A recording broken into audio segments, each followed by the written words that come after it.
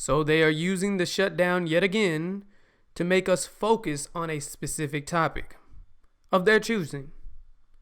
They did the same thing with Obamacare. Oh, the shutdown is going to happen because we can't come to an agreement. Oh, now it's time to talk about Obamacare. And then people start having debates and discussions about the crap they want us to talk about. It's happening right now. See, we are continuing on in this government shutdown, and it's forcing people basically to talk about, oh, well, the shutdown is over the what? Well, Trump for one. But two, it's because of the wall. And a lot of times people will call it the racist wall. Now understand, first of all, I'm a non-supporter of Trump. My non-support of Donald Trump exceeds most. So you can't try to pull that little lie or that little excuse to back out of this now. How could you not understand that it's being used in that way? How could you not understand that the wall is just a prop to divide the nation so then they can come in and control everybody to keep the little show going? You understand the left versus right is a fake fight. Democrats and Republicans are like WWE. They fight on camera. Behind camera, they're eating hamburgers and biscuits and pancakes and whatever else the heck at the same table, laughing about how they tricking y'all. This is how they keep the system going. They can't have everybody united under one idea unless it's the idea that they choose. If it's something else that they ain't got nothing to do with, they're very angry, and next thing you know, heads roll. So since you want us to talk about the wall, okay, we're going to talk about the wall. We ain't going to talk about the wall the way you want it to be talked about. Oh, no. Because this wall right here, well, let's break down how it's explained. It's called a racist thing. So the Democrats in this show are playing like, oh, we're the ones who really care about everybody because this wall idea is very racist. And what you got on the right, the false right here, in the fake left versus right fight, they got Trump, who is a puppet, and then they bring out these white supremacists who are COINTELPRO to play the role. I'm talking about like the Richard Spencers and those type of Tommy Robbins and those type of people, and they come out and they spout this type of ideology, but it's not real. It's all a show to get you to react a certain way. Remember, KKK was created by the Democrats. The Democrats supported the wall. Now, they supported the wall when it wasn't called a wall. They supported the wall when it was called a fence or just means of keeping out illegal immigrants. Physical barriers, if necessary, in some places. And I know you want to deny that, but I got the footage. The bill before us will certainly do some good. It will authorize some badly needed funding for better fences and better security along our borders. And that should help stem some of the tide of illegal immigration in this country. What are your views with this new government in Mexico? The issue of the border, the fence, and also the issue of the 12 million undocumented workers that we have here in the U.S. Mexico is such an important problem on our doorstep. Mexican government's policies are pushing migration north across our border. Very briefly on immigration, there isn't any sensible approach except to do what we need to do simultaneously, secure our borders with technology, personnel, physical barriers if necessary in some places, and we need to have tougher employer sanctions and then give them some earned right to legalization that will enable them to continue to work. If they've committed transgressions of whatever kind, they should be obviously deported. We've got to do several things, and I am, adamantly against illegal immigrants. I made this exception basically on humanitarian grounds because of the individual stories, but certainly we've got to do more at our borders, and people have to stop employing illegal immigrants. Come up to Westchester, go to Suffolk and Nassau counties, stand in the street corners in Brooklyn or the Bronx. You're going to see loads of people waiting to get picked up to go do yard work and construction work and domestic work. And many children are fleeing from that violence. Should they be able to stay here? It's safer.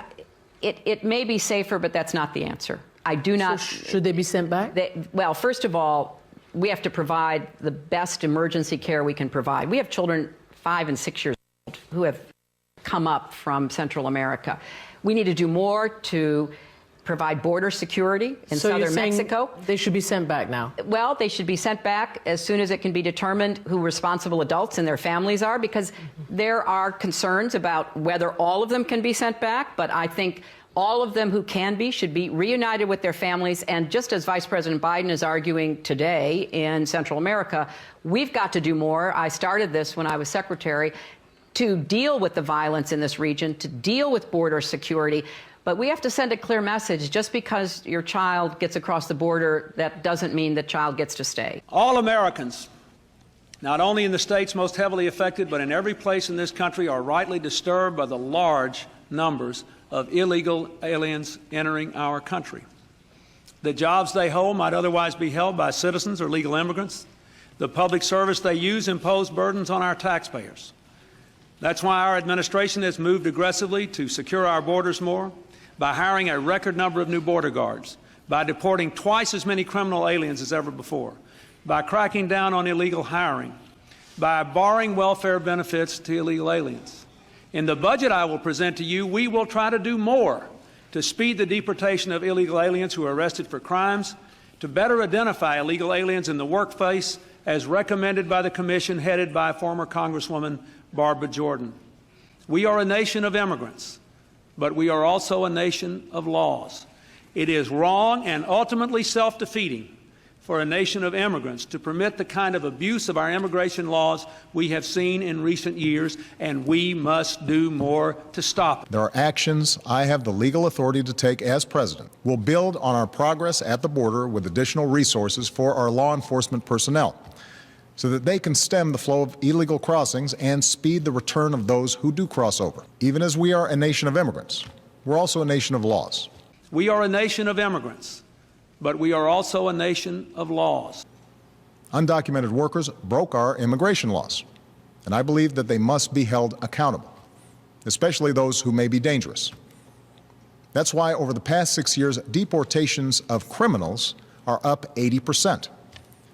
And that's why we're going to keep focusing enforcement resources on actual threats to our security. The system's still broken. And to truly deal with this issue, Congress needs to act. And that moment is now. This week, the Senate will consider a common-sense, bipartisan bill that is the best chance we've had in years to fix our broken immigration system. It will build on what we've done and continue to strengthen our borders. It will make sure that businesses and workers are all playing by the same set of rules. And it includes tough penalties for those who don't. This is a bill that's largely consistent with the principles that I and the people on this stage have laid out for common sense reform. First of all, if passed, this bill would be the biggest commitment to border security in our nation's history. It would put another $6.5 billion on top of what we're already spending towards stronger, smarter security along our borders. It would increase criminal penalties against smugglers and traffickers. It would finally give every employer a reliable way to check that every person they're hiring is here legally. And it would hold employers more accountable if they knowingly hire undocumented workers. So it strengthens border security, but also enforcement within our borders. I know there's a lot of talk right now about border security, so let me repeat. Today, illegal crossings are near their lowest level in decades. And if passed, the Senate bill, as currently written and is hitting the floor, would put in place the toughest border enforcement plan that America has ever seen. Oh, but wait a minute. Some smart dumb joker want to say, but a fence is not a wall, and a wall is not a fence. Trump wants a wall, and that's racist. It makes it much harder for them to get in. Well, Joker, what do you think the fence was used for? Why do you think they brought up a fence? The fence was supposed to keep people out. Duh, Joker. The same way a wall is used to, what? Keep people out. But yeah, the wall is much harder. But Joker, you think they're putting the fence there as a oh yeah, we're going to put the fence there, but we ain't going to make it too hard for them not to get in. It's stupid as heck, Joker. No logic. So then we go to Wikipedia and they say here, quoting, Congress put aside $1.4 billion for the fence, but the whole cost, including maintenance, was pegged at $50 billion over 25 years. $50 billion over 25 years to keep out illegal immigrants. How much is the stupid wall now? It's $5-6 billion, some dumb price. It's not defending the wall here, but it's defending the idea that these jokers are liars. They're playing a role. All the wall is bad now because they want you to believe that. They got an agenda they want to sell you that, oh, the white supremacy, the racists. When Democrats is the most racist party ever. They created the KKK, which killed people because they wouldn't vote Democrat. Now, again, this is not to say Republicans are better. No way. They're the same. But you need to understand the deception. You need to understand the lies of Hillary Clinton. Talking about she's adamantly against illegal immigrants. I mean, how do you say you're against Trump because he's saying, oh, well, he don't like the immigrants, so therefore he's racist? Well, how was Hillary Clinton not racist too? How was Obama not racist too? Why are you still supporting Obama? It's not that you're not supporting Trump. The problem is you're supporting Obama, and you're supporting Schumer, and you're supporting Hillary Clinton as if they're good. Well, if they're Republican, then they mean they gotta be Democrat. Joker, you don't have to be Democrat. You can be an independent. Redsilverj, all I gotta say.